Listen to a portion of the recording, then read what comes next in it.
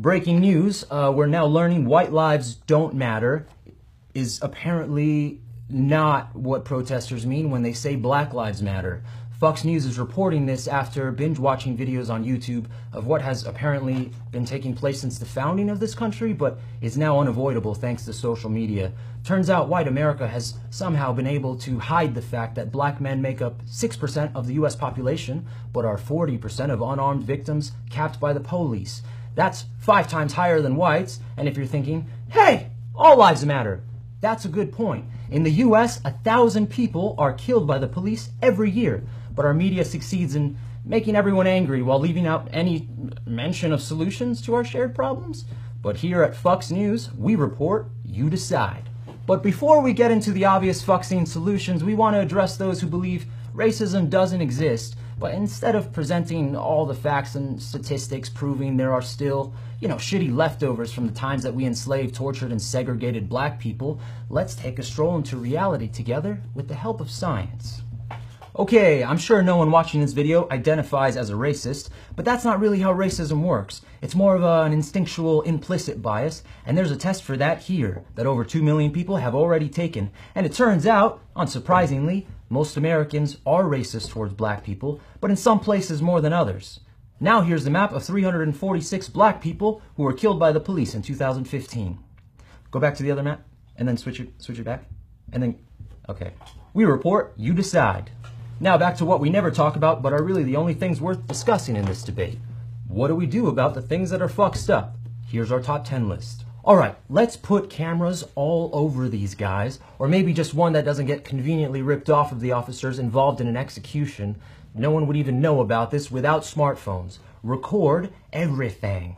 Okay, this one's a groundbreaker. The colors of police officers should reflect the colors of the community. It's kind of odd that white men are less than 1/3 of the population, but 2/3 of the police force. And how about we just train our police to do what they're supposed to do? Serve their community. Recruits spend 58 hours learning how to shoot a gun, but only 8 learning how to de-escalate situations. It doesn't make any sense at all. Also, maybe if an officer fails that "Are you a racist?" test with disturbingly terrifying results, we probably shouldn't put his racist ass on the streets of Compton.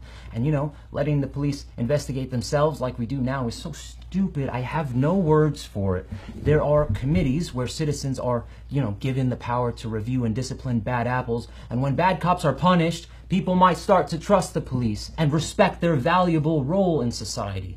Let's put these committees in every community. Okay, so you might have heard the governor in Louisiana invited the DOJ to do an independent investigation, but this rarely happens. So how about we just make it impossible for a state to shield the crimes of their police departments and put permanent community-elected prosecutors in every state to fight for the victims killed and beaten by police? This one is a big one. Let's just decriminalize things that don't threaten public safety so a man doesn't get choked to death for selling cigarettes. Here is a list of petty crimes people are senselessly killed for. Maybe we could just write a ticket or, leave these people alone. We should also make sure police know, to only pull out their gun if they have no other choice. They are public employees, not Hollywood action stars. So let's remind them with routine training. And let's get rid of quotas that encourage officers to unjustly stop, search, ticket, and arrest people. Why is this even a thing? And why do police have contracts that give more protection than civilians, which, allow cops to hide and destroy the records of past misconduct from oversight of the public?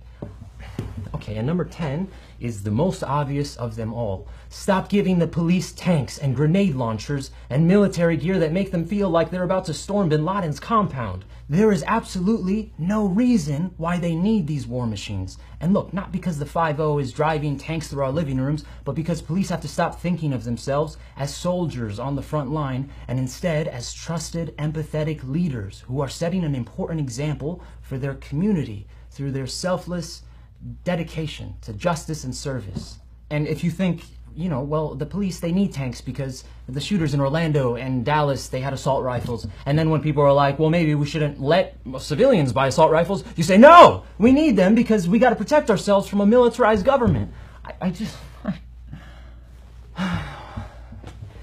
All right, see you next time. Or maybe not, because everything is fucked up. How did we even make it this far?